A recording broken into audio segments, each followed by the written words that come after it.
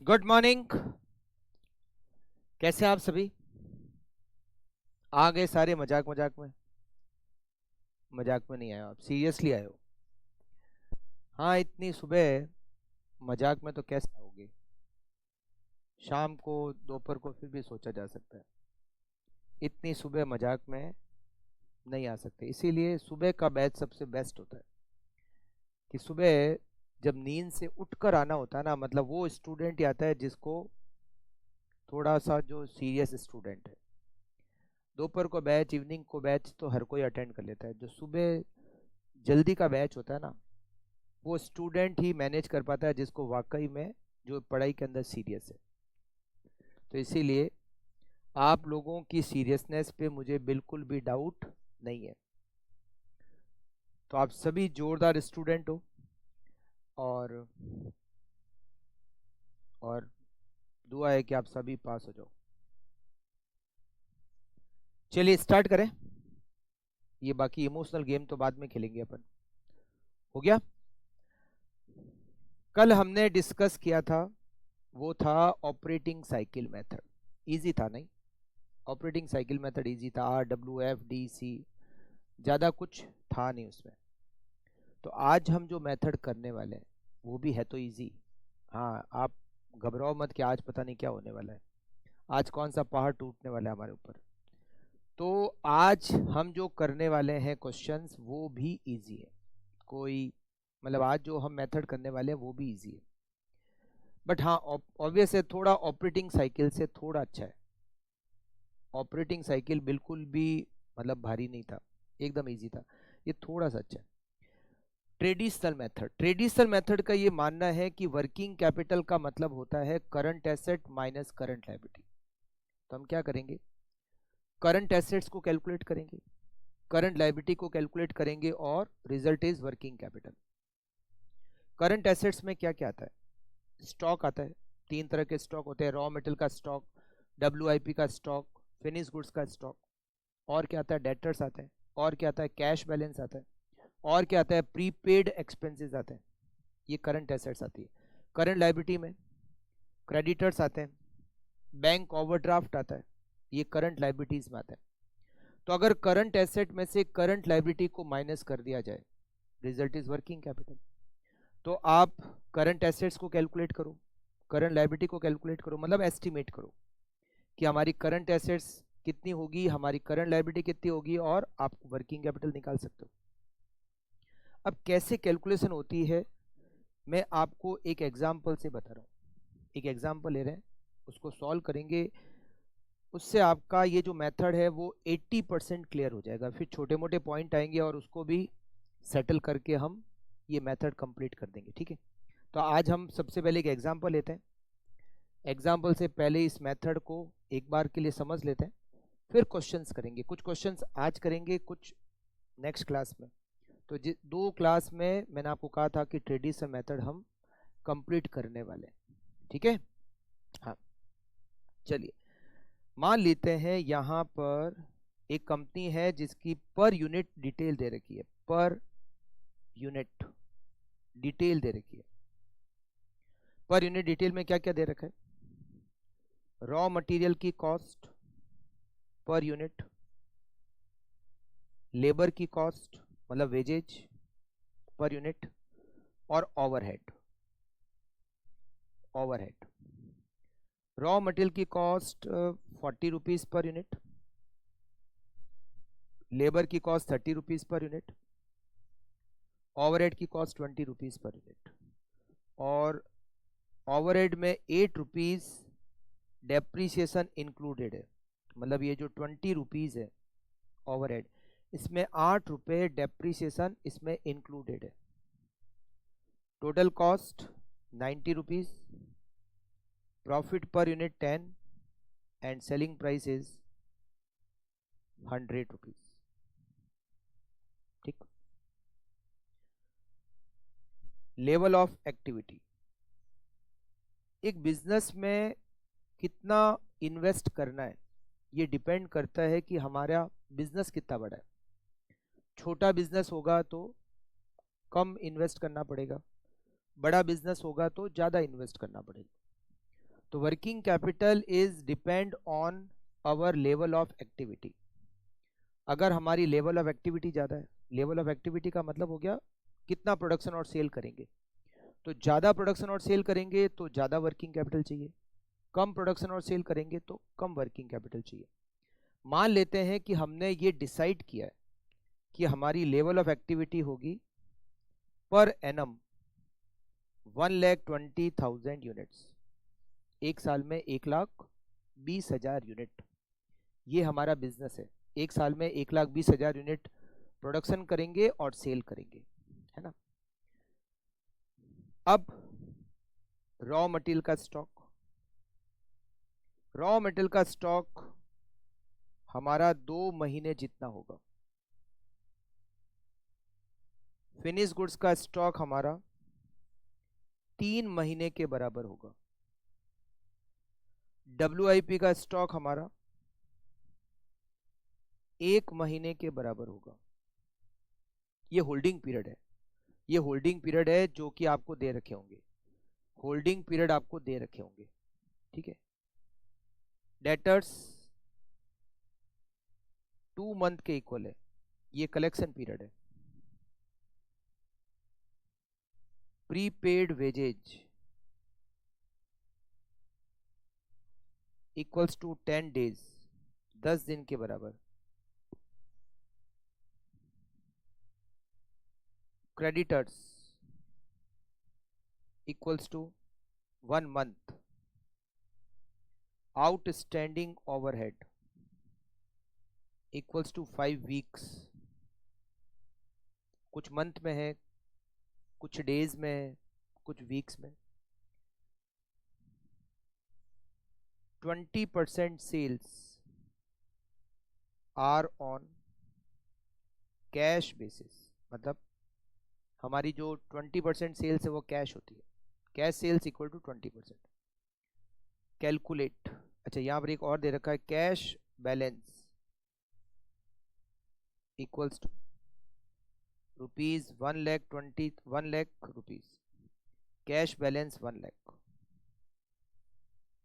Calculate, calculate working capital requirement,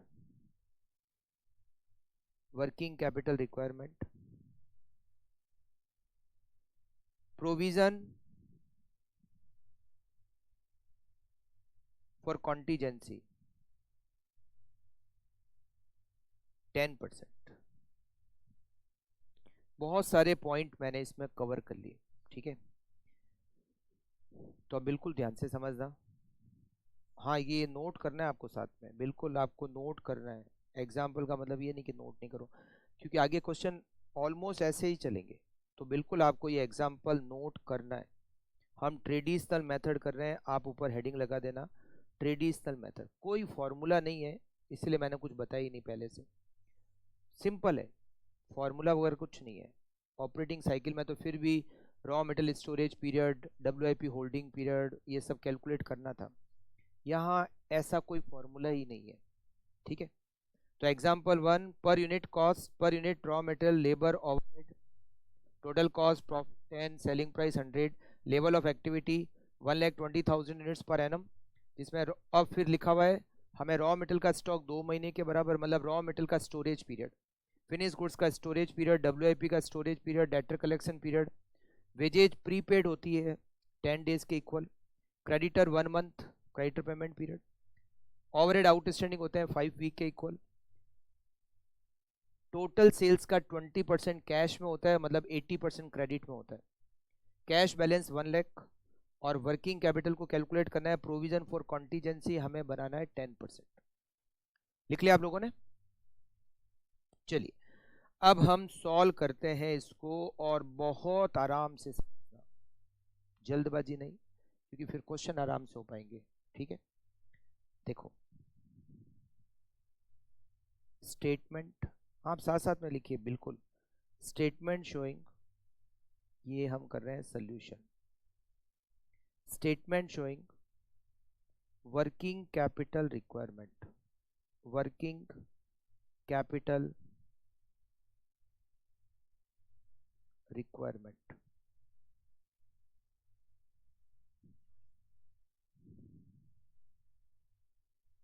एक आप particulars का कॉलम डालो और आगे 2 कॉलम डाल दीजिए। ये 2 कॉलम क्यों है वो हम बाद में डिस्कस करेंगे।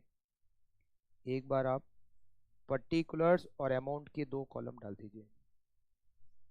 अभी हेडिंग में कुछ मत लिखो, ठीक है? हेडिंग में कुछ मत लिखिए आप। देखो, वर्किंग कैपिटल का मतलब क्या? Current assets minus current liability. सबसे पहले स्टार्ट होते हैं current assets, A point current asset. Current assets में यहां क्वेश्चन में क्या क्या दिया हुआ है? रॉ मेटेरियल का स्टॉक है, WIP का स्टॉक है, फिनिश गुड्स का स्टॉक है, डेटर्स है, प्रीपेड वेजेज है और कैश है। ये 6 जो दे रखे हैं वो करंट एसेट्स में आएंगे। हमें इन सब का वैल्यूएशन करना है। टाइम पीरियड सबका दिया हुआ है। हाँ, कैश का बैलेंस सीधे ही दिया हुआ है, बाकी का टाइम पीरियड दिया हुआ है, तो हमें उनकी वैल्यू निकालनी है। कैसे निकालते हैं? सबसे पहले स्टार्ट करते हैं रॉ मटेरियल स्टॉक से। रॉ मटेरियल का stock is equal to 2 month, 2 महीने के बराबर है। आपकी 1 साल की यूनिट कितनी है? 1,20,000। अब देखिए कैसे करेंगे इसका valuation. 1,20,000 per annum units divided by 12 multiply bye 2। Raw material का स्टॉक 2 महीने के बराबर है, तो 1,20,000 यूनिट्स 1 साल की डिवाइडेड बाय 12 इंटू 2, ये क्वांटिटी आ गई, multiply by rate. Raw material की कॉस्ट पर यूनिट कितनी है? 40 रुपीज है। तो इसका मतलब क्या हो जाएगा यहाँ पे? तो मल्टीप्लाई बाय 40। 1,20,000 यूनिट्स 1 साल की है और रॉ मटेरियल का स्टॉक 2 महीने के बराबर है, तो 1,20,000 डिवाइडेड बाय 12 मल्टीप्लाई बाय 2, ये क्वांटिटी है। रॉ मटेरियल पर यूनिट कितना है? 40 रुपीज। तो हमें रॉ मटेरियल के स्टॉक का वैल्यूएशन मिल गया। 1,20,000 divide by 12 into 2 into 40, it is 8 lakh. आप यहाँ लिखिए 8 लाख। ये हो गया रॉ मटेरियल का स्टॉक। इजी। फिर हम लेते हैं फिनिश गुड्स का स्टॉक। फिनिश गुड्स का स्टॉक, फिनिश गुड्स का स्टॉक टाइम पीरियड कितना है? It is equal to 3 months, 3 महीने के बराबर। तो आप कैसे करेंगे? 1,20,000 डिवाइडेड बाय 12 इंटू 3, 3 महीने के बराबर। ये तो क्वांटिटी आ गई।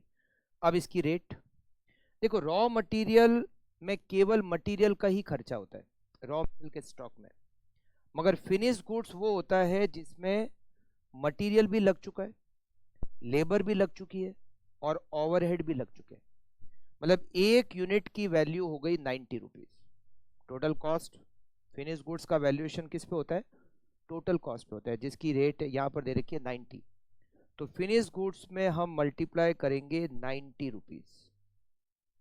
1,20,000 divided by 12 into 3 into 90, it is 27 lakh finish goods का स्टॉक। करेक्ट। अच्छा, फिर हम बात करते हैं WIP स्टॉक की। WIP स्टॉक, WIP स्टॉक क्या होता है? It is semi finish goods, मतलब जिसमें सारे खर्चे पूरे नहीं लगे हुए मगर रॉ मटेरियल भी नहीं है। कुछ खर्चे लग चुके हैं, कुछ खर्चे लगने बाकी है, थोड़ा लग चुका है, थोड़ा लगना बाकी है, उसको हम कहते हैं WIP का स्टॉक। अगर WIP में कौन सा खर्चा कितना % लगा हुआ है ये नहीं दिया हुआ है, तो हम ये एज्यूम करते हैं कि WIP में मटेरियल 100% और लेबर और ओवरहेड 50% लगे हुए। कितने? मटेरियल 100%, लेबर और ओवरहेड 50%। क्योंकि जब लेबर और ओवरहेड भी 100% लग जाएंगे तब तो वो फिनिश्ड हो गया ना। फिनिश गुड्स में देखो 3 तरह के स्टॉक है, रॉ मटेरियल, WIP और फिनिश गुड्स, ठीक है? रॉ मटेरियल में तो केवल ये लगेगा 40, फिनिश गुड्स में तीनों लगेंगे 40, 30, 20, पूरा खर्चा लगेगा तभी तो फिनिश्ड होगा। मगर WIP में कुछ नहीं दे रखा हो तो हम ये मानते हैं कि रॉ मटेरियल तो पूरा लगा होगा, क्योंकि रॉ मटेरियल स्टोर से आता है तो पूरा ही लगता है।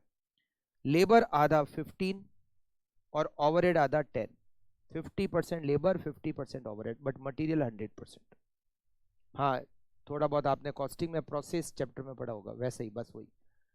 अगर लेबर और ओवरहेड के परसेंटेज दिए हुए हो, मटेरियल के परसेंटेज दिए हुए हो, तब तो वही काम में ले रहे हैं। कुछ नहीं दिया हुआ है तो ये एजम्पशन है हमारी कि मटेरियल 100%, लेबर 50% और ओवरहेड 50%। तो 40 + 15 + 10 ये होता है 65। तो WIP एक महीने के बराबर है। तो पहले तो देखो ऐसा करते हैं, 1,20,000 एक साल की unit divided by 12 multiply by 1, ये क्वांटिटी आ गई, मल्टीप्लाई बाय 65। इजी है ना। मतलब रॉ मटेरियल स्टॉक में केवल रॉ मटेरियल, फिनिश गुड्स में तीनों पूरे पूरे, और WIP में मटेरियल 100%, लेबर और ओवरहेड आधे आधे। अगर क्वेश्चन में WIP में परसेंटेज दिए हुए हो तो फिर वही काम में आपको लेना है। 1,20,000 divide by 12 into 1 into 65, 6,50,000 finish goods का WIP का स्टॉक। ये तीन तो हो गए आपके स्टॉक। अब हम बात करते हैं डेटर्स की। डेटर्स क्या दे रखा है? डेटर्स हमें 2 महीने के बराबर दे रखे, तो क्या करोगे, 1,20,000 डिवाइडेड बाई 12 इंटू 2, ये तो क्वांटिटी आ गई। अच्छा, हमारी सेलिंग प्राइस क्या है? हमारी सेलिंग प्राइस है 100 रुपये। हम डेटर को जो माल बेचते हैं वो 100 रुपये की रेट पे बेचते हैं। तो यहाँ मल्टीप्लाई करेंगे 100 रुपये, फिर मल्टीप्लाई करेंगे हम यहाँ पर 80%। 80% क्यों? क्योंकि हमारी जो सेल्स होती है उसका 20% तो कैश में सेल होता है। तो क्या कैश सेल्स में भी डेटर होते हैं? नहीं, क्रेडिट सेल्स में ही डेटर होते हैं, और क्रेडिट सेल्स टोटल सेल्स का 80% है। अगर ये लाइन नहीं दे रखी होती तो फिर हम ये एज्यूम करते हैं कि पूरी की पूरी सेल्स क्रेडिट सेल्स है, अगर कैश सेल्स वाली लाइन नहीं दे रखी होती तो। बट यहाँ तो दे रखा है कि हमारी 20% सेल्स कैश में, तो हमने यहाँ मल्टीप्लाई कर दिया 80% जो कि हमारी क्रेडिट सेल्स है। ठीक है, तो 1,20,000 डिवाइडेड बाई 12 इंटू 2 इंटू 100 रुपये जो हमारी सेलिंग प्राइस है, multiply by 80%, 16 lakh is debtor. 16 lakh रुपए के हमारे डेटर्स हैं। इजी। इसके बाद में लेते हैं प्रीपेड वेजेज। प्रीपेड वेजेज वो है 10 दिन के बराबर। Prepaid wages is equal to 10 days. तो अब 10 दिन की वेजेज कैसे निकालेंगे? 1,20,000 एक साल की यूनिट डिवाइडेड बाय 360। यहाँ पर ट्रेडिशनल मेथड में जनरली 1 ईयर को 360 डेज एज्यूम करते हैं, हाँ, और एक महीना 30 दिन। तो 1,20,000 यूनिट्स, क्योंकि वो डेज में इसलिए 12 का डिवाइड नहीं किया हमने, डेज का डिवाइड किया। तो एक साल में कितने दिन होते हैं? 360 दिन। तो 1,20,000 डिवाइड बाय 360 मल्टीप्लाई बाय 10, ये तो डेज इतने दिन, multiply by wages per unit कितनी है? वेजेज पर यूनिट 30 रुपीज है। Wages per unit 30 rupees. तो 1,20,000 divided by 360 multiply by 10 multiply by 30 equals to 1 lakh rupees. 1 lakh रुपए प्रीपेड वेजेज। और हमें कैश बैलेंस क्वेश्चन में दे रखा है 1 लाख रुपए। Cash is current asset. ये हमारी करंट एसेट्स हो गई कंप्लीट। यहां लिख देंगे टोटल ए, रॉ मटेरियल का स्टॉक, WIP का स्टॉक, फिनिश गुड्स का stock, debtors, cash, prepaid wages. ये 6 करंट एसेट्स थी। जो जो क्वेश्चन में दी हुई होगी वो काम आएगी, है ना। तो ये आपकी करंट एसेट्स तो हो गई। अब लेते हैं हम करंट लाइबिलिटी को।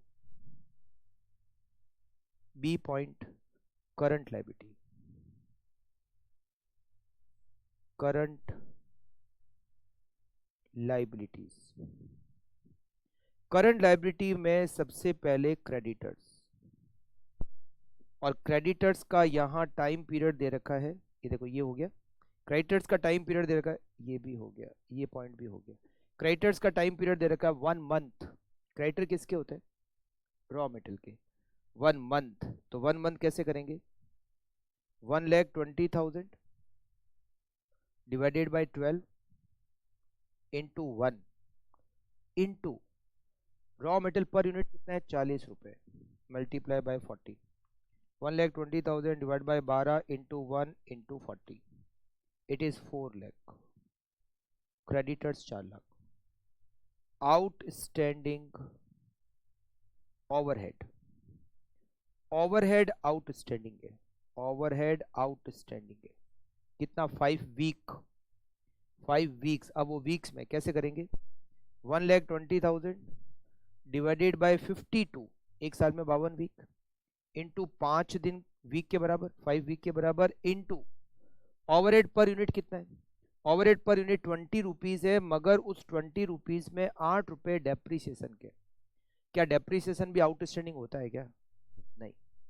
तो 20 रुपीज़ में से 8 रुपये डेप्रीसिएशन के हटा दो, 12 रुपये, ये 12 रुपये आउटस्टैंडिंग होंगे। डेप्रीसिएशन तो आउटस्टैंडिंग नहीं हो सकता ना। तो 1,20,000 divide by 52 into 5 into 12, it is 1,38,462, और ये हमें मिल गई टोटल बी।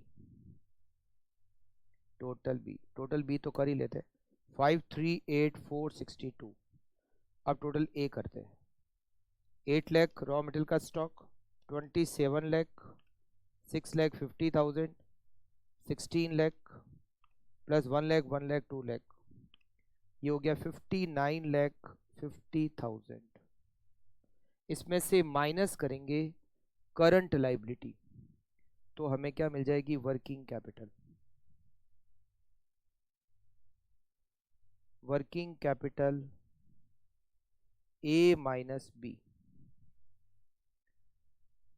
इसमें से माइनस करेंगे 138,462, इट इज 58,11,538। अब इसमें ऐड करेंगे provision for contingency. Provision for contingency कितना प्रोविजन, 10%। तो जो आपने A minus B working capital calculate किया, इसी का 10%, 58,11,554, ये आपका फाइनल आंसर आ गया वर्किंग कैपिटल। 58,11,538 प्लस 58,11,554, आपकी working capital 63,92,692, it is your working capital. ये है आपका ट्रेडिशनल मेथड। बट अब इतना इजी कैसे निकल जाए, तो कुछ तो भारी करें, है ना। ये आपने जो वर्किंग कैपिटल कैलकुलेट की है ट्रेडिशनल मेथड में, ये दे रखा है, बट इसमें कुछ जगह पर गड़बड़ी है, कुछ जगह पर गड़बड़ी है। कहाँ कहाँ पर गड़बड़ी है मैं आपको बताता हूँ। 3 जगह पर गड़बड़ी है। एक पहली जो गड़बड़ी है वो है फिनिश गुड्स स्टॉक में, दूसरी गड़बड़ी है WIP स्टॉक में, और तीसरी गड़बड़ी है डेटर में। यहाँ 3 जगह पर गड़बड़ी है, बाकी सब ठीक है, बाकी सब जगह ठीक है, ये 3 जगह गड़बड़ी है, फिनिश गुड्स, WIP और डेटर। अब गड़बड़ी क्या और क्यों, और इसको ठीक कैसे करना है, वो बात करते हैं, ठीक है। सबसे पहले देखो, इन गड़बड़ी को समझने के लिए एक और एग्जाम्पल लेते हैं, ठीक है। एक छोटा सा एग्जाम्पल लेते हैं, या फिर आप चलो ये इसी एग्जाम्पल से हम समझ लेते हैं, ठीक है। ये हमारी फैक्ट्री है, हमें क्या चाहिए, हम 1 यूनिट को बनाकर बेचते हैं, 1 यूनिट को बनाकर बेचते हैं, ठीक है। कितने में बेचते हैं, हम 1 यूनिट को बनाकर बेचते हैं 100 रुपये में, और हमारा इसमें खर्चा कितना आता है, 90 रुपीज़। 40 रुपये का तो रॉ मटेरियल लगता है, 30 रुपीज़ की लेबर लगती है, और 20 रुपीज़ के ओवरहेड लगता है। 90 रुपीज़ खर्चा आता है, 10 रुपये हम प्रॉफिट के ऐड करते हैं, और 100 रुपये हमारी सेलिंग प्राइस है। मान लेते हैं ये आपकी फैक्ट्री है। आपके पास एक ग्राहक आता है, आपके पास एक ग्राहक आता है, वो कहता है कि मुझे आपसे 10,000 यूनिट खरीदनी है। क्या करना है, आपसे 10,000 यूनिट परचेज करनी है। अभी आपके पास मान लो स्टॉक वगैरह कुछ है ही नहीं, मान लेते एक बार 10,000 यूनिट वो आपसे खरीदना चाहता है। अब 10,000 यूनिट खरीदना चाहता है, ठीक है। उन्होंने कहा कि आप कितने टाइम में सप्लाई कर दोगे, आपने कहा हम 20 दिन में सप्लाई कर देंगे 10,000 यूनिट, ठीक है, ओके। अब आपको 10,000 यूनिट बनाने के लिए पैसे चाहिए, तो अब आप पैसे कितने अरेंज करोगे? 10,000 यूनिट बनाने के लिए कितने रुपए अरेंज करोगे? मतलब 100 रुपए में तो बेचोगे, क्या आपका जो पैसे का अरेंजमेंट होगा वो 10,000 इंटू 100 होगा? 10,000 इंटू 100 होगा, 10 लाख रुपए होगा। क्या आपको 10 लाख रुपए अरेंज करने पड़ेंगे? अगर आप 10,000 यूनिट बनाकर बेचना चाहते हो तो आपको क्या रिक्वायरमेंट है? क्या आपकी रिक्वायरमेंट 10,000 इंटू 100 10 लाख की है? नहीं, आपकी रिक्वायरमेंट 10,000 इंटू 100 10 लाख की नहीं है, आपकी रिक्वायरमेंट 10,000 इंटू 90 9 लाख की है। क्योंकि 10 लाख रुपए जो सेल्स वैल्यू है, आपको 10 लाख नहीं चाहिए, आपको 9 लाख ही चाहिए। आपको खर्चा करने के लिए पैसे चाहिए। जो सेल्स वैल्यू है वो तो आपको मिलेगा, सेल्स वैल्यू तो आपको मिलेगा, आपको खर्चा करने के लिए पैसे चाहिए। बिजनेस में पैसे क्यों चाहिए? खर्चा करने के लिए। प्रॉफिट के लिए पैसे थोड़ी ना चाहिए, प्रॉफिट तो आपको मिलता है। तो अगर आप 10,000 यूनिट को बनाकर बेचते हो तो आपका खर्चा तो 10,000 इंटू 90 9 लाख का ही है। आपको तो 9 लाख की जरूरत है, आपको 10 लाख की जरूरत नहीं है। 10 लाख तो आपको मिलेंगे, समझ रहे हो आप? आपका इन्वेस्टमेंट क्या? आपका इन्वेस्टमेंट 9 लाख, आपको 10 लाख तो मिलेंगे। दूसरा, ये जो 90 रुपए की कॉस्टिंग है, 90 रुपीज की जो कॉस्ट है, उसमें भी एक ऐसा खर्चा है जिसके लिए आपको रुपए नहीं चाहिए, वो डेप्रीसिएशन है। उसके लिए रुपए कहाँ चाहिए? डेप्रीसिएशन नॉन कैश एक्सपेंडिचर है। तो आपको रुपए कितने चाहिए? आपको 90 माइनस 8 कर दो, आपको 82 ही चाहिए। अगर आप किसी ग्राहक को 10,000 यूनिट बनाकर बेचना चाहते हो और इसके लिए आपको पैसे का बंदोबस्त करना है, तो आप 10,000 इंटू 82 8,20,000 रुपीज का अरेंजमेंट करना पड़ेगा, समझा? फिर उस 8,20,000 का अरेंजमेंट करोगे, माल बनाकर उसको बेचोगे, फिर 10 लाख आपको मिलेंगे। But your requirement of capital is only 8,20,000, मतलब आपको खर्चा करने के लिए पैसे चाहिए। Sales value is not your investment, sales value is not your investment. In sales value profit का आपको इन्वेस्टमेंट नहीं करना है, प्रॉफिट तो आपको मिलता है, इन्वेस्टमेंट नहीं करना। प्लस डेप्रीसिएशन के लिए भी आपको इन्वेस्टमेंट नहीं करना है क्योंकि वो नॉन कैश एक्सपेंडिचर है। ये हम क्या कैलकुलेट कर रहे हैं? हमारी वर्किंग कैपिटल की रिक्वायरमेंट, वर्किंग कैपिटल की रिक्वायरमेंट निकाल रहे हैं कि हमें कितना पैसा चाहिए। तो हमने यहाँ पर डेटर का वैल्यूएशन कैसे किया? 100 रुपए पर किया। 100 रुपए क्या हमारी सेलिंग प्राइस? 100 रुपए हमें कहाँ चाहिए? हमें 100 रुपए पर यूनिट तो मिलेंगे, बट हमें 100 रुपए नहीं चाहिए। इस 100 रुपए में से दो चीजें हटा दो, एक तो 10 रुपए का प्रॉफिट हटा दो क्योंकि वो हमें इन्वेस्ट नहीं करना, और एक इसमें से 8 रुपए डेप्रीसिएशन के हटा दो क्योंकि उसका भी इन्वेस्टमेंट आपको नहीं करना। तो आप जब डेटर का वैल्यूएशन करो तो 100 रुपए पे मत करो, 82 पे करो, 82 पर वैल्यूएशन करो, 100 पे नहीं। मतलब आपकी रिक्वायरमेंट 100 नहीं है, हाँ समझ गए ना? आपकी रिक्वायरमेंट 100 रुपए नहीं है, आपकी रिक्वायरमेंट 82 ही है, करेक्ट? सेम इसी तरीके से finish goods stock, finish goods stock आपने वैल्यूएशन किस पे किया? कॉस्ट पे किया, उसमें प्रॉफिट है ही नहीं वैसे भी, बट उसमें डेप्रीसिएशन तो है। तो अगर आप इस 90 रुपए में 8 रुपए डेप्रीसिएशन के हटा दोगे तो इसका वैल्यूएशन होगा 82 रुपीज पे। किस पे होगा? 82 रुपीज पे इसका वैल्यूएशन होगा। अच्छा, WIP ये 65 आपने कैसे निकाला? आपने 65 कैसे निकाला था? मटेरियल पूरा लिया 40, लेबर आधा लिया और ओवरहेड आधा लिया। अब इस आधे ओवरहेड में डेप्रीसिएशन भी तो है, तो आप क्या करो, जब ओवरहेड को आधा करना है तो पहले ओवरहेड में से 8 रुपए डेप्रीसिएशन के हटा दो, 20 में से 8 जाएंगे तो क्या बचेंगे? 4 रुपए, 12 रुपए। 12 का फिर आधा करो 6 रुपए, मतलब WIP का वैल्यूएशन हो जाएगा 40 प्लस 15 प्लस 6, ये हो जाएगा 61। यहाँ 65 की जगह आप 61 पे, मतलब आपकी जो रिक्वायरमेंट है वो 61 है। फिनिश गुड्स में आपकी रिक्वायरमेंट 82 रुपीज़ है, डेटर में आपकी रिक्वायरमेंट 82 रुपीज़ पर यूनिट है। तो आपकी जो रिक्वायरमेंट है उससे मल्टीप्लाई करो ना, कितने मिलेंगे उससे क्या करना, आपको क्या चाहिए, आपको जो रिक्वायरमेंट है उसके लिए आपको खर्चा करने के लिए पैसा चाहिए।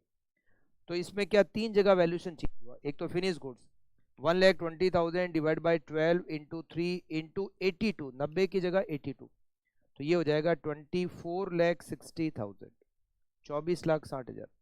WIP 1,20,000 divide by 12 into 3 into 80 6 sorry 1,20,000 divide by 12 into 1 into 61, 6,10,000। और डेटर में 1,20,000 divided by 12 into 2 into 82 into 80%, 13,12,000। मतलब आपने पहले जो वर्किंग कैपिटल निकाली थी वो जरूरत से ज्यादा आपने अरेंजमेंट कर लिया। भाई आप कैपिटल को अरेंज करते हो, जरूरत से ज्यादा पैसा अरेंज करने का मतलब नहीं, आपको जरूरत ही नहीं है आप अरेंजमेंट कर रहे हो, तो इंटरेस्ट की कॉस्ट ज्यादा लगेगी। तो ये मेथड, ये भी ट्रेडिशनल मेथड ही है। देखो ट्रेडिशनल मेथड में दो तरीके हैं, इसको कहते हैं टोटल बेसिस। क्या कहते हैं, जो आपने पहले समझा था वो क्या था, टोटल बेसिस। इसको कहते हैं कैश कॉस्ट बेसिस। क्या कहते हैं, कैश कॉस्ट बेसिस। देखो नाम में भी लगा हुआ है, एक तो कॉस्ट लेनी है मतलब प्रॉफिट नहीं लेना है, और एक केवल कैश कॉस्ट लेनी है मतलब डेप्रिसिएशन भी लेना है। और डेप्रिसिएशन और प्रॉफिट कहाँ इंक्लूडेड होते हैं, रॉ मेटेरियल में, नहीं सॉरी फिनिश गुड्स में, WIP में और डेटर में। डेटर में प्रॉफिट और डेप्रिसिएशन दोनों होता है, दोनों को हटाना पड़ेगा। फिनिश गुड्स में डेप्रिसिएशन होता है, हटाना पड़ेगा। WIP में डेप्रिसिएशन होता है, हटाना पड़ेगा। फिर जो वैल्यूएशन हुआ वो वर्किंग कैपिटल का वैल्यूएशन हुआ कैश कॉस्ट बेसिस पे वैल्यूएशन हुआ। हाँ रॉ मेटेरियल में कोई चेंज नहीं, वो कि वो 8 lakh, prepaid wages same 1 lakh, cash same 1 lakh, तो करंट एसेट्स की रिक्वायरमेंट कम हो जाएगी। करंट लायबिलिटी में कोई चेंज नहीं 4 लाख, आउटस्टैंडिंग ओवरहेड में कोई चेंज नहीं 138,462, मतलब करंट लायबिलिटी में कोई चेंज नहीं 538,462, करंट एसेट्स कम हो गई। तो देखो अब हमारी वर्किंग कैपिटल की रिक्वायरमेंट कितनी होगी, 8 lakh plus 24,60,000 plus 6,10,000 plus 13,12,000 plus 1 lakh और प्लस 1 लाख, 53,82,000। करंट एसेट्स की रिक्वायरमेंट कम हो गई, माइनस करेंगे 538,460, 48 लाख 43,538, इसमें 10% ऐड किया 484,354,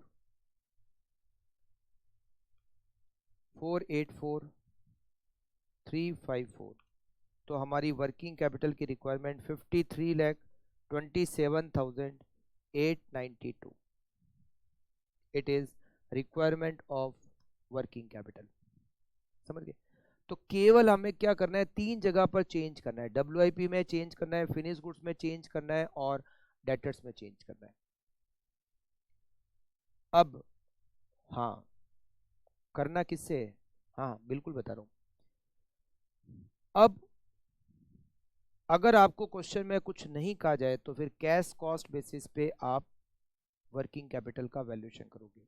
वहां नीचे एजम्पशन लिख देंगे, assume that cash cost basis is to be used for estimation of working capital. तो कुछ नहीं लिखा हुआ है तो कैश कॉस्ट बेसिस, बट लिखा हुआ है क्वेश्चन में टोटल बेसिस से करो तो फिर टोटल बेसिस। वैसे टोटल बेसिस थोड़ा इजी है, उसमें आपको क्या करना पड़ेगा, डेटर में टोटल बेसिस में लोगे तो सेलिंग प्राइस पे वैल्यूएशन करना है, मगर कैश कॉस्ट बेसिस में selling price minus profit minus depreciation. Finish goods में टोटल कॉस्ट पे वैल्यूएशन करना है, मगर कैश कॉस्ट बेसिस में total cost minus depreciation. WIP में 100% material 50% labour 50% overhead, cash cost basis में 100% मटेरियल 50% लेबर और ओवरहेड में से डेप्रिसिएशन माइनस करके 50%, है ना। हाँ ये WIP के जो परसेंटेज है 100% जो मटेरियल 50% लेबर 50% ओवरहेड, ये तब लेने हैं जब क्वेश्चन में नहीं दिए हुए। अगर क्वेश्चन में परसेंटेज दिए हुए और कुछ जो दिए हुए फिर वो परसेंटेज काम आएंगे, फिर हमारी एजम्पशन काम में नहीं आएगी। मान लो क्वेश्चन में दिया हुआ है कि WIP में 80% मटीरियल 60% लेबर 40% ओवरहेड, तो फिर आपको वही लेना है, ठीक है। ये है ट्रेडिशनल मेथड। कुछ नहीं दिया हुआ है तो कैश कॉस्ट बेसिस, करेक्ट। इस ट्रेडिशनल मेथड में भी 3 टाइप के क्वेश्चन बनते हैं, तभी ये बड़ा हो जाता है थोड़ा। आज हम फर्स्ट टाइप के क्वेश्चन जो अभी मैंने बताई वो फर्स्ट टाइप के क्वेश्चन है, आज हम फर्स्ट टाइप के क्वेश्चन को तो कंप्लीट करेंगे, ठीक है। हाँ बिल्कुल कंप्लीट करेंगे, जिसके 4 क्वेश्चन हम करेंगे। क्वेश्चन नंबर आप देखिए 4th, पहले 3 क्वेश्चन तो ऑपरेटिंग साइकिल के थे। क्वेश्चन नंबर 4 मई 2014 और ये क्रैकर का क्वेश्चन नंबर 26 है, क्वेश्चन नंबर 26 है क्रैकर का। इसके 4 क्वेश्चन है, बिल्कुल स्टार्ट करें। Calculate working capital requirement from the following information. Raw material per unit 98, labour per unit 53 और overhead per unit 88। Total cost 239, profit है 43 और सेलिंग प्राइस है 282। फैक्ट्री ओवरहेड में 15 रुपये पर यूनिट का डेप्रीशिएशन इंक्लूडेड है, मतलब ये जो आपकी 88 है इसमें 15 रुपये डेप्रीशिएशन का इंक्लूडेड है, ठीक है। एडिशन इंफॉर्मेशन, रॉ मटेरियल का स्टॉक 3 वीक्स, एवरेज डब्ल्यूआईपी का स्टॉक 2 वीक्स जिसमें मटेरियल 75% है और अदर 70% है, तो लिखा हुआ है मटेरियल 75%, अदर का मतलब लेबर और ओवरहेड वो 70%। फिनिश गुड्स का स्टॉक 4 वीक, डेटर 2.5 वीक, यहाँ तो सब वीक में ही है, creditor 3.5 week, lag in payment और वेजेज, लैग इन पेमेंट का मतलब है outstanding wages 2 week, outstanding overhead 1.5 week, cash और bank 2,25,000, company sales 25% of the output against cash, मतलब कंपनी की 25% सेल्स कैश है, इसका मतलब है 75% सेल्स क्रेडिट है। केवल इसका एक जगह यूज है, जब आप डेटर का वैल्यूएशन करोगे तो मल्टीप्लाई बाय 75%, डेटर हमेशा क्रेडिट सेल्स पे होता है। Provision for contingency 4% of working capital requirement, including that provision. You may assume that production is carried on evenly throughout the year and labor and factory overhead accrue similarly. You are required to prepare a statement showing estimate of working capital requirement to finance a budgeted level of 1,04,000 unit of production. आपको एक साल की level of activity दे रखी है 1,04,000 unit. Finish stock debtors and overhead are taken at cash, मतलब cash cost basis पे लिखा हुआ है करना है, और नहीं तो भी हम कैश कॉस्ट बेसिस भी करते हैं, टोटल बेसिस पे तब करना है जब लिखा हुआ हो, ठीक है।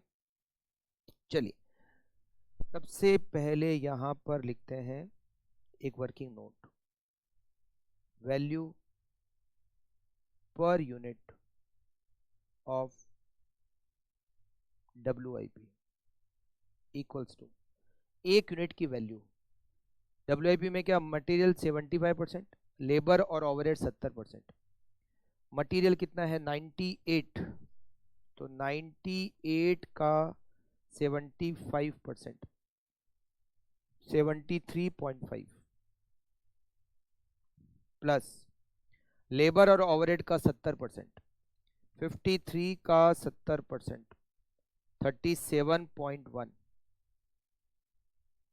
प्लस ओवरहेड 88 दे रखे हैं, पहले तो आपको डेप्रीसिएशन हटाना है, कैश कॉस्ट मेथड है, तो 88 में 15 रुपये डेप्रीसिएशन के हटा दो, 73 का 40%, सॉरी 73 का 70%, 51.1 51.10, तो 73.5 प्लस 37.1 प्लस 51.1, इट इज 161.70, एक यूनिट की वैल्यू WIP की। Second, value per unit of finish goods, finish goods की एक यूनिट की वैल्यू, मटेरियल भी पूरा लेना है, मटेरियल पूरा लेना है 98, लेबर भी पूरा लेना है, ओवरहेड भी पूरा लेना है, मतलब एक यूनिट की कॉस्ट कितनी है 239, बस उसमें से डेप्रिसिएशन हटा दो, तो 239 minus 15, 239 minus 15 224, value per unit of debtor तीन के वैल्यूएशन में ही दिक्कत है मेन, WIP, फिनिश गुड्स और डेटर, बाकी सब आसान है। Equal to selling price, selling price है आपकी 282 सेलिंग प्राइस, उसमें से आप प्रॉफिट हटाओ 43 और आप डेप्रिसिएशन हटाओ 15, 282 minus 43 minus 15, 224, value per unit of debtor 224। अब हम करते हैं वर्किंग कैपिटल की रिक्वायरमेंट को एस्टिमेट। देखिए आप लोग, statement showing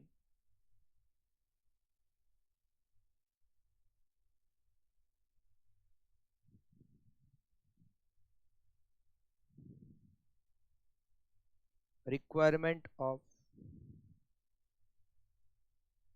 working capital.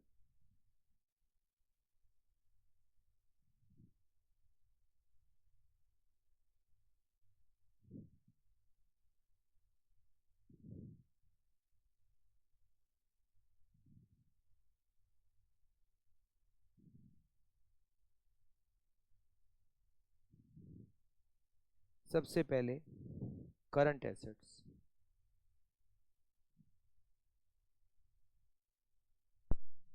Current asset, इसमें लिखेंगे रॉ मटेरियल का स्टॉक।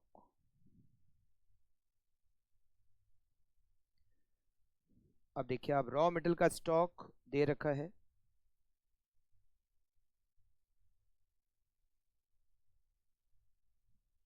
3 वीक, रॉ मटेरियल का स्टॉक 3 वीक।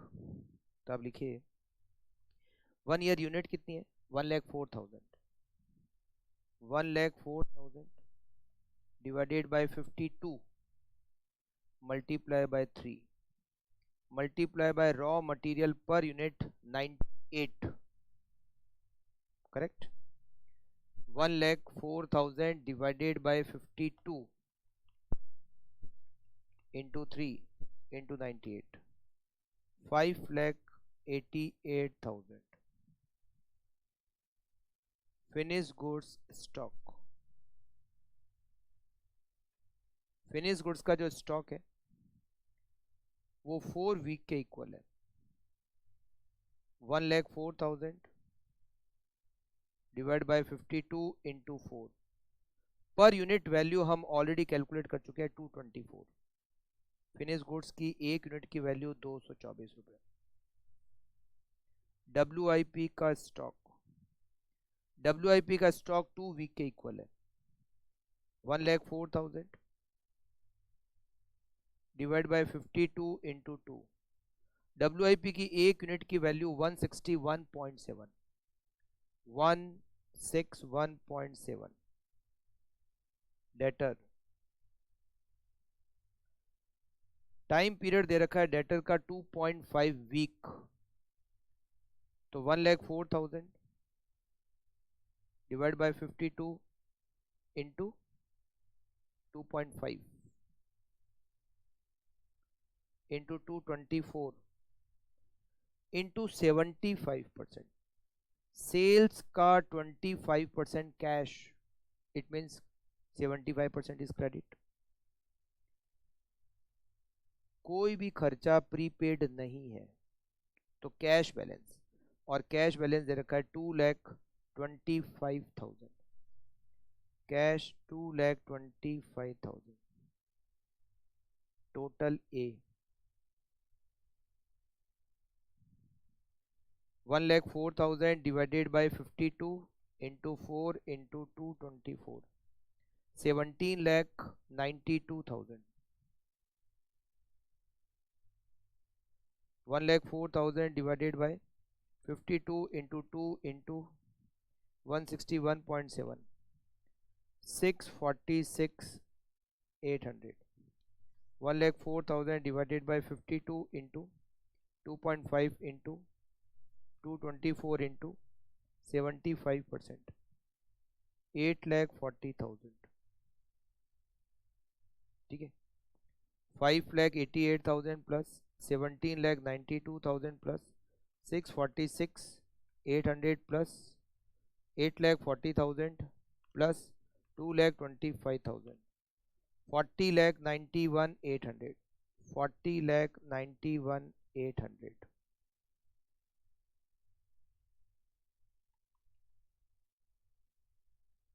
सही है।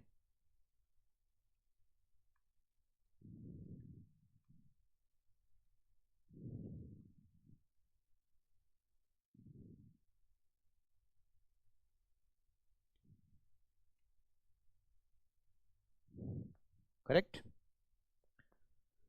अब हम निकाल कैलकुलेट करते हैं current liability. B point, current liabilities, creditors आएगा, आउटस्टैंडिंग वेजेज और आउटस्टैंडिंग ओवरहेड।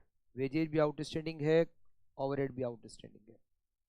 सबसे पहले क्रेडिटर्स। क्रेडिटर्स आउटस्टैंडिंग है 3.5 वीक, तो 1,04,000 divide by 52 into 3.5 into 98। Creditors किसके होते हैं? रॉ मेटेरियल के, राइट। उसके बाद में outstanding wages 2 week, 1,04,000 divide by 52 into 2 into per unit labour की cost 53 multiply by 53। Outstanding overhead 1,04,000 divide by 52 into 1.5 into 73। 73 क्यों? 88 रुपीज में 15 रुपए डेप्रिसिएशन के, तो ये आपकी तीनों करंट लायबिलिटी आ गई।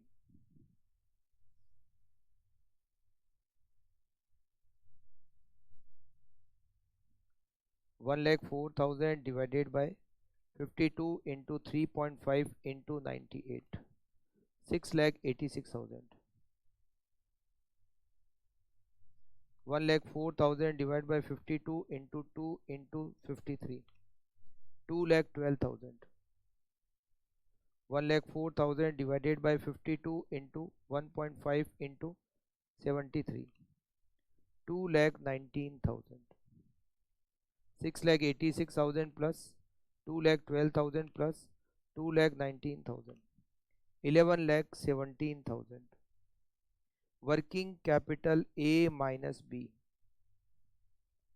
40,91,800 माइनस 11,17,000, 29,74,800।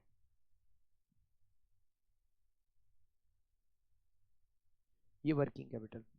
अब इसमें ऐड करना है प्रोविजन, और इसमें भी एक पॉइंट है प्रोविजन में, ऐड करना है प्रोविजन फॉर कंटीजेंसी।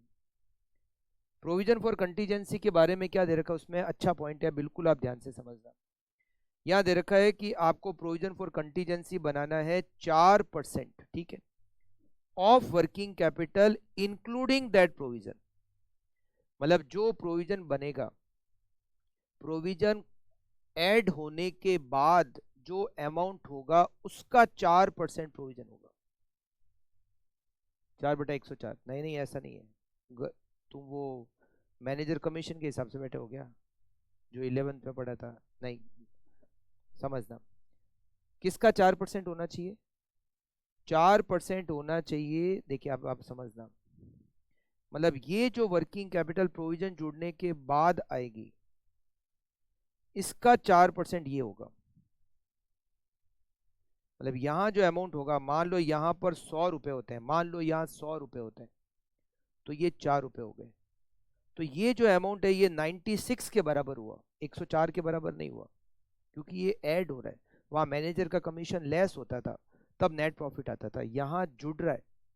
तो अगर ये 100 है तो ये 4 हो गया, तो ये 96 के बराबर हो गया।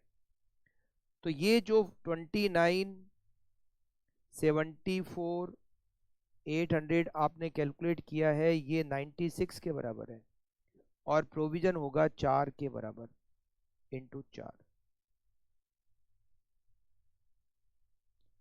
तो 29 लाख 74,800 डिवाइडेड बाय 96 इंटू 4, आपका प्रोविजन होगा 123,950 प्लस 29 74,800, तो वर्किंग कैपिटल 30,98750। अब आप चेक कर सकते हो, ये जो वर्किंग कैपिटल आपने निकाली है प्रोविजन जोड़ने के बाद, इसका 4% देखो क्या प्रोविजन है क्या। 30,98750 का 4% 123,950, सही आ रहा है ना, ये सही आ गया। तो इजी क्वेश्चन था। हाँ, आप एक क्वेश्चन और देखिए, लिखना है, कौन सा लिखना है, करंट लायबिलिटी, अरे यार फटाफट करो, लिखो लिखो जब तक मैं भी पानी पी लेता हूँ।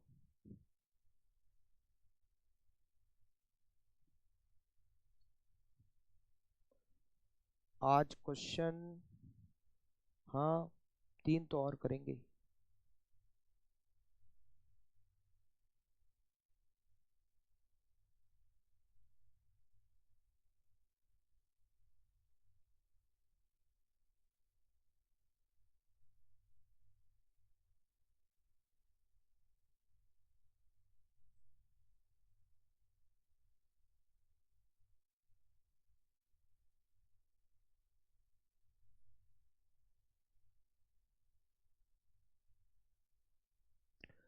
देख ले, चलो ठीक है, ओके। नेक्स्ट क्वेश्चन देखते हैं, ये भी ऐसे ही है। क्वेश्चन नंबर 5 मई 2019 में आ रखा है और ये क्रैकर का 24th नंबर क्वेश्चन है। Beta limited manufacture a product use in the steel industry. The following information regarding the companies given for your consideration. Expected level of production 9,000 units per annum, raw material 2 month, work in progress 50%, complete as to conversion cost. पता है conversion cost किसको कहते हैं? Wages और factory overhead, wages और overhead दोनों को मिलाकर कन्वर्जन कॉस्ट कहते हैं। तो देखो यहाँ लिखा हुआ है वेजेज और ओवरहेड 50% है, तो मटेरियल के बारे में नहीं लिखा हुआ है, क्योंकि अगर मटेरियल के बारे में कुछ नहीं लिखा हुआ है तो 100%। Will approximate to half month, WIP half month के इक्वल है। फिनिश गुड्स 1 मंथ है, supplier 1 month, debtors 2 month, minimum cash balance 67,500। अब इस क्वेश्चन की सबसे अच्छी लाइन ये, कैश सेल्स, क्रेडिट सेल्स का 75%, क्रेडिट सेल्स से 75% कम है, नहीं 25% नहीं हुई, टोटल सेल्स का 25% नहीं हुआ। क्या लिखा हुआ है? कैश सेल्स क्रेडिट सेल्स से 75% कम है, ठीक है। हाँ इसको बताऊंगा कैसे। सेफ्टी मार्जिन वही, provision for contingency 20%। Production pattern, raw material, labour, overhead, total cost, profit और सेलिंग प्राइस। आपको वर्किंग कैपिटल निकालना है, नहीं लिखा हुआ है कैश कॉस्ट बेसिस, ठीक है। सबसे पहले working note number 1, value per unit of WIP। Material पूरा लेना है 80, लेबर का आधा लेना है 10, ओवरहेड 80 में से 20 रुपए डेप्रिसिएशन घटाओ, 60 का आधा करोगे 30, 120 value per unit of WIP। Working note number 2, value per unit of finish goods. Total cost 180, उसमें से 20 रुपए हटा दिए 160। Working note number 3, value per unit of debtor, पर unit of debtor. Selling price 200, उसमें से 20 रुपीज़ प्रॉफिट हटा दिया, 10 रुपये डेप्रीसिएशन, 20 रुपये डेप्रीसिएशन के हटा दिए, it is 160। Working note number 4, अगर मैं क्रेडिट सेल्स को, अगर मैं क्रेडिट सेल्स को X मान लूँ, तो मेरी कैश सेल्स क्रेडिट सेल्स से 75% कम है, तो मतलब मेरी कैश सेल्स हो गई 0.25x। तो मेरी टोटल सेल्स क्या हो गई?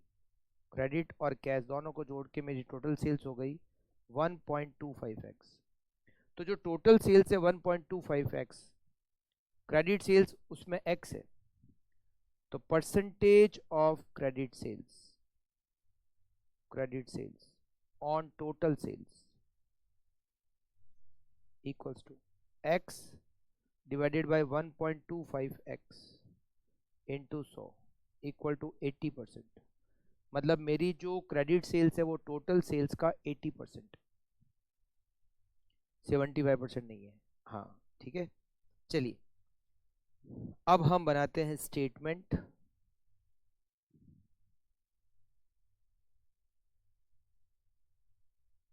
Statement showing requirement of working capital.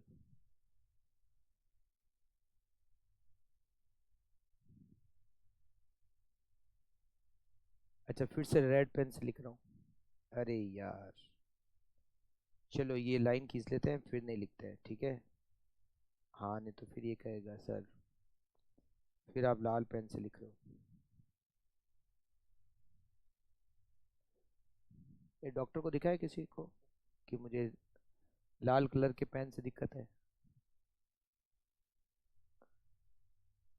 अच्छा अच्छा, वो तो ऐसे ही उस दिन कह दिया था। नहीं मैंने सोचा क्या बता कोई दिक्कत हो तो, मगर इसमें कौन सा डॉक्टर होगा? ये रेड कलर का पेन देख के दिमाग खराब होता है।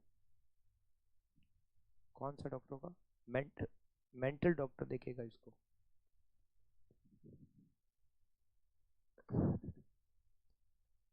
करें स्टार्ट। तुम लोग एक दूसरे की माथापोची करते तो नहीं?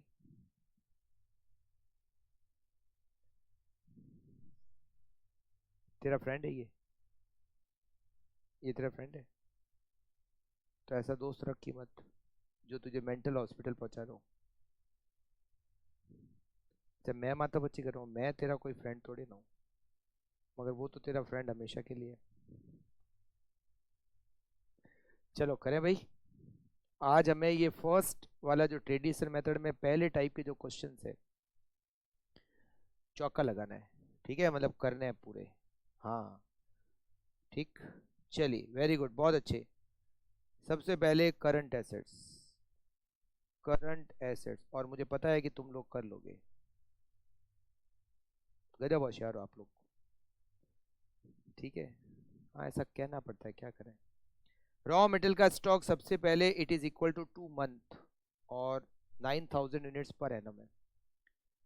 तो रॉ मटेरियल का stock 9,000 divided by 12 into 2 into raw material per unit 80, raw material per unit 80, WIP stock, हाँ पहले फिनिश गुड्स लिख दो एक ही बात है। 9,000 divided by 12 into 0.5, half month लिखा हुआ है, मल्टीप्लाई बाय रॉ मेटल की वैल्यू पर यूनिट 120, 120 रुपये।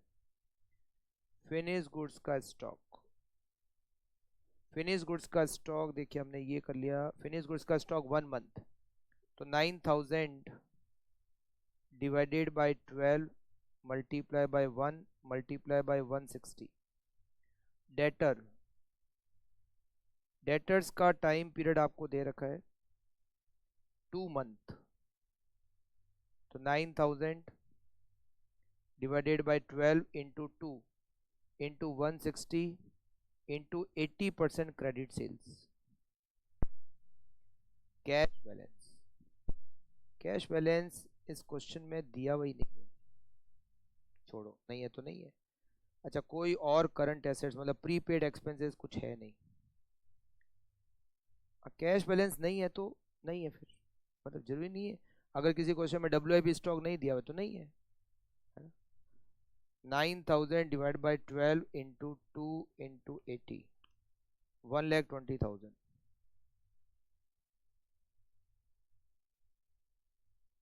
9,000 divide by 12 into 0.5 into 120, 45,000। 9,000 divide by 12 into 1 into 160, 1,20,000। 9,000 divided by 12 into 2 into 160 into 80%, 1,92,000. 1,20,000 plus 45,000 plus 1,20,000 plus 1,92,000, 4,77,000. इसमें से माइनस करेंगे current liability,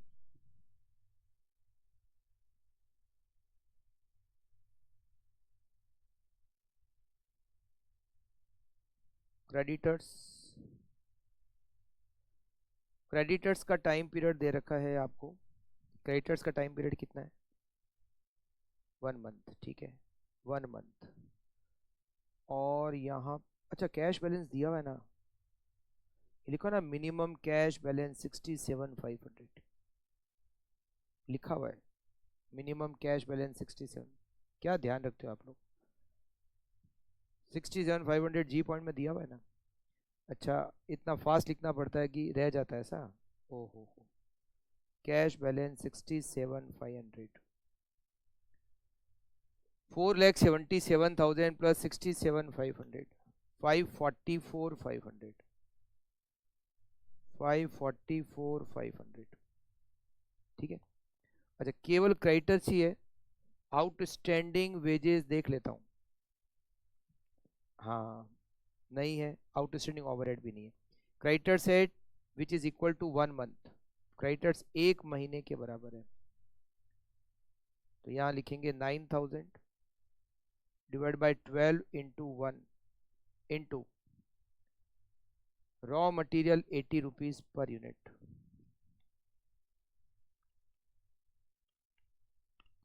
60,000, creditor 60,000, total be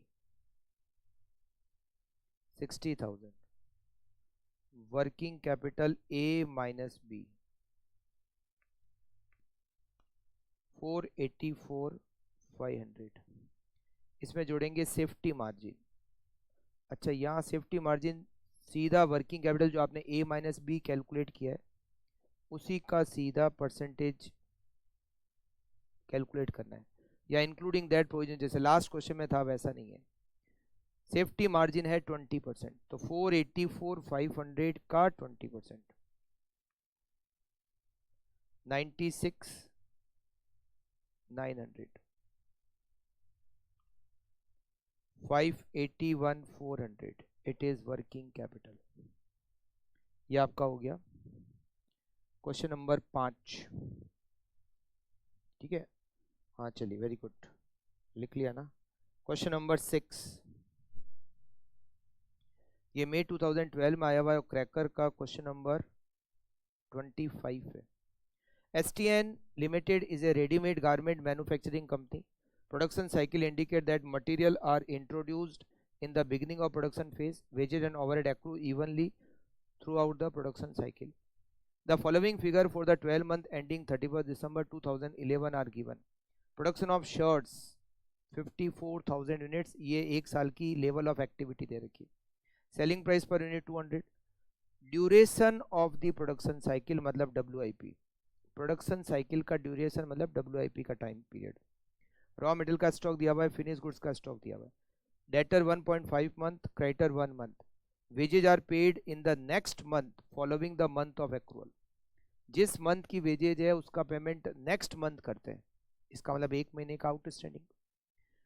in WIP 50% wages and overhead, मतलब wages और overhead 50%, material नहीं दिया हुआ है तो 100%।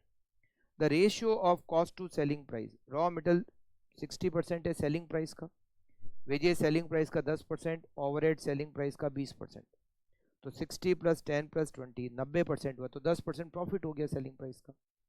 कैश 40% करंट लाइबिलिटी का, कैश करंट लाइबिलिटी का 40% है। Safety margin 15%। आपको working capital cash cost basis पे निकालना है। अच्छा इस क्वेश्चन में कहीं भी डेप्रीसिएशन नहीं है, नहीं है तो नहीं है। हाँ ऐसा नहीं, जरूरी नहीं है कि डेप्रीसिएशन होगा ही होगा। सबसे पहले तो वर्किंग नोट नंबर 1, आपकी सेलिंग प्राइस कितनी है? सेलिंग प्राइस पर यूनिट वो है 200। इसमें एक एक्सपेंडिचर तो हो गया मटेरियल, दूसरा हो गया लेबर, तीसरा हो गया ओवरहेड, और फिर हो गया प्रॉफिट। 200 का 60%, 120 रुपीज मटीरियल, 10% 20% 40 रुपीज ओवरहेड और 20 रुपीज का profit. Working note number 2, value per unit of WIP। इसमें मटेरियल पूरा लेना है 120 रुपये, लेबर का आधा लेना है 10, ओवरहेड का आधा लेना है 20, तो ये हो गया 150 rupees. Value per unit of finish goods, value per unit of finish goods equals to 120 material पूरा, लेबर भी पूरी, ओवरहेड भी पूरे, it is 180। Fourth, value per unit of debtor equals to 200 selling price में से 20 रुपये प्रॉफिट का minus करना है, डेप्रिसिएशन है नहीं, 180। Statement showing working capital requirement.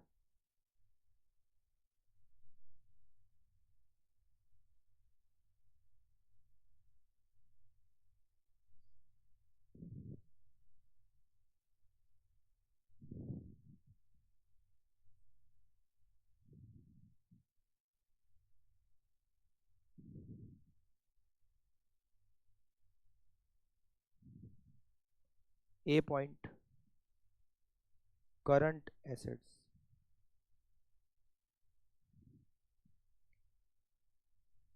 Current assets में सबसे पहले रॉ मटेरियल का स्टॉक, रॉ मटेरियल का स्टॉक, रॉ मटेरियल का स्टॉक यहां दे रखा है 2 महीने के बराबर है, 54,000 divided by 12 into 2 multiply by 120 raw material. WIP का स्टॉक, WIP का स्टॉक 1 महीने के बराबर है, 54,000 divide by 12 into 1 into WIP per unit 150। Finish goods का stock 54,000 divide by 12 multiply by 1 month, multiply by 1, multiply by 180। Debtors, अच्छा sales कितनी, cash कितनी, क्रेडिट कुछ नहीं दिया हुआ है तो 100% क्रेडिट। डेटर्स का टाइम पीरियड दे रखा है 1.5 month, 54,000 divided by 12 into 1.5 into 180।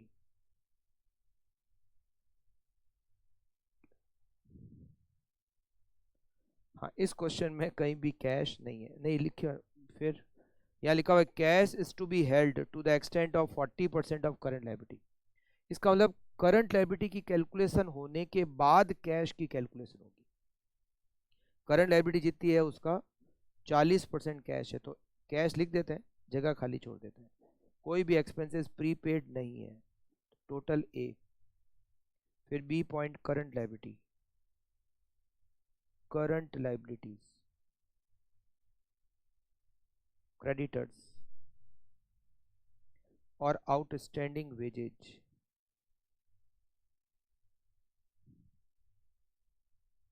ये दोनों मिलकर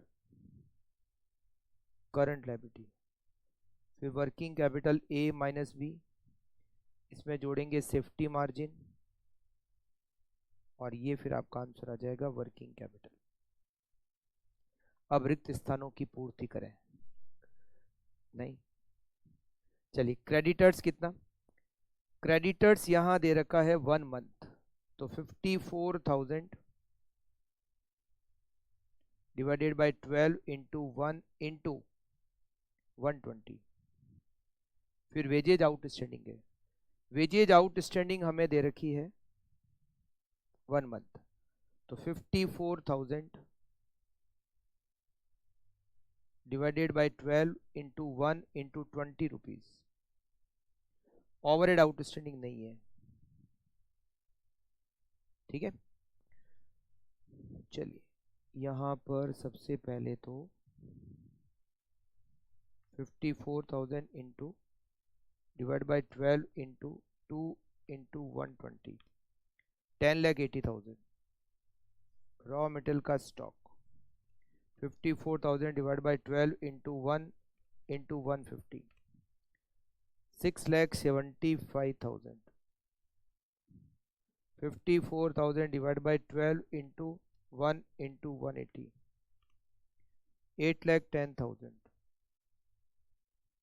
54,000 divided by 12 into 1.5 into 180, 12,15,000। Cash बाद में आएगी। 54,000 divided by 12 into 1 into 120, 5,40,000। 54,000 divided by 12 into 1 into 20, 90,000 plus 540, 6,30,000। ये जो करंट लायबिलिटी है 6,30,000, इसका 40% कैश है। 6,30,000 का 40%, 2,52,000 ये cash. 10,80,000 plus 6,75,000 plus 8,10,000 plus 12,15,000 plus 2,52,000, 40,32,000। ठीक है, फिर इसके बाद माइनस करेंगे 6,30,000, इट इज 34,02,000। इसमें 15% मार्जिन, 15%, 5,10,300। तो मार्जिन ऐड होने के बाद 39,12,300। करेक्ट? हाँ, इजी क्वेश्चन ही था। अब करेंगे हम आज का लास्ट क्वेश्चन। नहीं नहीं, होमवर्क नहीं देंगे, होमवर्क नहीं, क्योंकि इसमें एक पॉइंट है, इसमें एक पॉइंट है। इसका ए पॉइंट तो अभी जो किया ना क्वेश्चन नंबर 6 वैसे ही है, बट एक पॉइंट है जो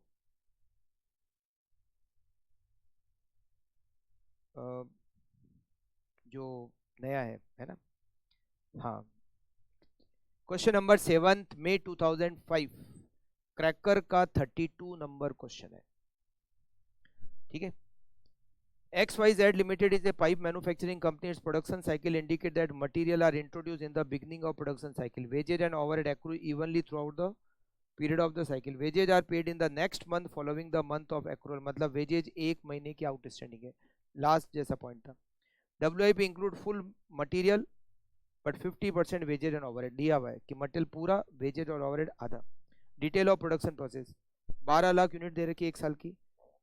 प्रोडक्शन साइकिल का ड्यूरेशन मतलब WIP, ये रॉ मटेरियल का, ये फिनिश गुड्स का, क्रेडिटर डेटर। रॉ मटेरियल की cost per unit 60, labour 10, overhead 20, selling price 100 है। तो देखो 60, 10 और 20 ये होते हैं 90, तो 10 रुपये का प्रॉफिट हो गया। ठीक है, सेलिंग प्राइस। फिर आपको वर्किंग कैपिटल रिक्वायरमेंट पता करनी है, तो लिखो आप लोग। Point number 1, value per unit of WIP।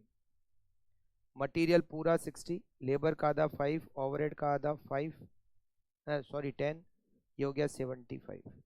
Working note number 2, value per unit of finish goods. 60 material पूरा, लेबर पूरी और ओवरहेड भी पूरे, 90 rupees. Value per unit of debtor, value per unit of debtors equal to 100 minus 10 rupees 90। Statement showing requirement of working capital।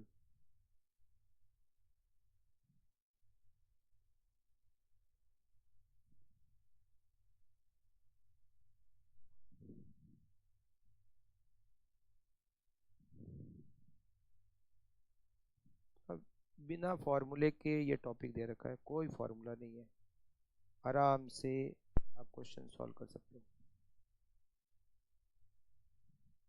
सबसे पहले A point, current assets. Current assets raw material का stock, raw material का stock, raw material का stock is equal to 1 month 12 lakh divided by 12 into 1 into 60 equals to 60 lakh। WIP का stock is equal to 1 month 12 lakh divided by 12 into 1 into 75 lakh। Finish का stock 12 lakh divided by 12 into 2 multiply by 90 equals to 1 crore 80 lakh।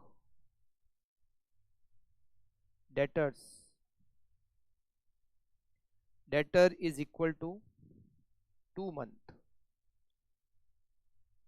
12 lakh divided by 12 into 2 into 90 1 crore 80 lakh। कोई भी expenses prepaid नहीं है और इस question में cash भी नहीं है। हाँ वाकई में नहीं है। ठीक है चलिए, अब क्रेडिटर 1 मंथ, ये तो हो जाएगी टोटल ए, फिर B current liabilities, creditors 12 lakh divided by 12 into 1 into 60 lakh। Outstanding wages 12 lakh divided by 12 into 1 into 20 into 10। Labour per unit sorry 10 नहीं है, into 10 it is 10 lakh। 70 lakh total B,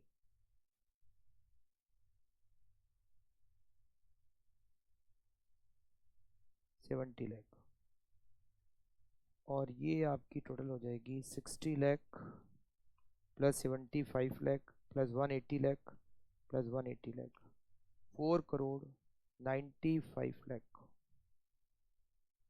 minus करोगे 70 lakh 4 crore 25 lakh working capital. अच्छा यहाँ पर provision भी नहीं है, तो पहले पॉइंट का आंसर तो कुछ ज़्यादा ही छोटा हो गया। ठीक है, नहीं पहले पॉइंट के हिसाब से क्वेश्चन नहीं करा रहा हूँ, सेकंड पॉइंट के हिसाब से करा रहा हूँ। सेकंड पॉइंट अब समझना आप लोग, ये क्या है। एक कमेटी बनाई थी आरबीआई ने, नाम था टंडन कमेटी। क्या रवीना, ज्यादा होशियारी है, इसको रवीना टंडन याद आ रही है। तो टंडन कमेटी जो बनी थी उसका जो चेयरमैन था वो, उसकी कास्ट थी टंडन, उसका रवीना टंडन से कोई लेना देना नहीं है, फालतू की बात। तो एक टंडन कमेटी बनी थी, टंडन कमेटी ने आरबीआई को एक रिपोर्ट दी थी। देखो बिजनेस को लोन चाहिए, लोन लेने के लिए वो जनरली कहाँ जाते हैं, बैंक के पास जाते हैं, तो बैंक उनको लोन देती है। तो वर्किंग कैपिटल के लिए भी बिजनेस मैन जो है वो बैंक के पास जाता है कि मुझे वर्किंग कैपिटल के लिए लोन दो। तो एक बैंक वर्किंग कैपिटल के लिए कितना लोन देगी, जैसे मान लो एक बिजनेस है जिसकी वर्किंग कैपिटल की रिक्वायरमेंट 5 करोड़ की है, तो क्या पूरा लोन दे देगी 5 करोड़ का या कुछ कम देगी। तो इसके लिए टंडन कमेटी ने कुछ मेथड बताए, first method, second method, third method.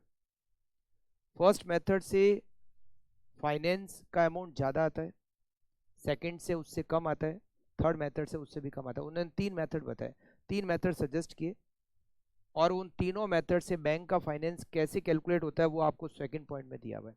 देखिए यहाँ लिखा हुआ है, it's maximum permissible bank finance under all the 3 method of working capital of lending norm as suggested by Tandon committee, assuming the value of core current assets ₹1 crore. ये क्या है core current assets, मैं आपको पूरा बताता हूँ। देखो आप सबसे पहले यहाँ लिखो बी पॉइंट में, working capital finance, working capital finance.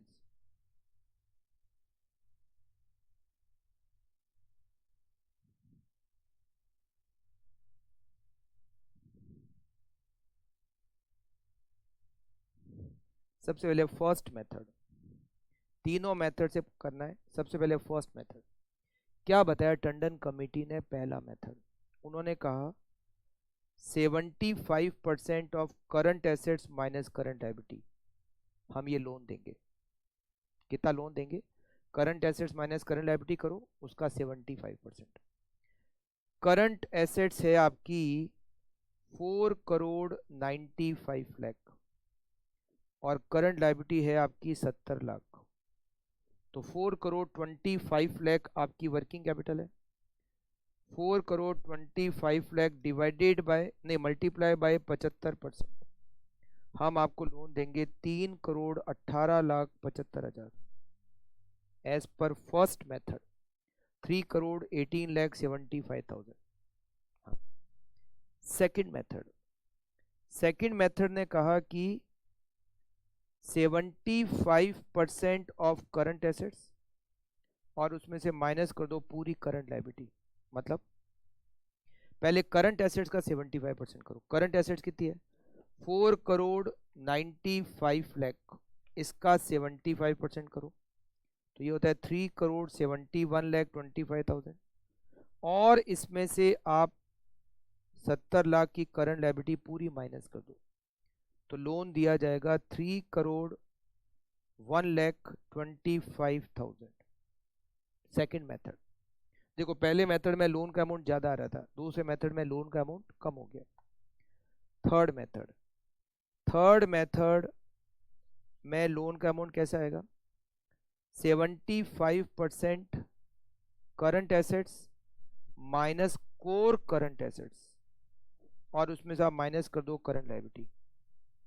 अब बात आती है कोर करंट एसेट्स क्या होती है। कोर करंट एसेट्स का मतलब होता है minimum to minimum current assets, हम उसको कोर करंट एसेट्स कहते हैं।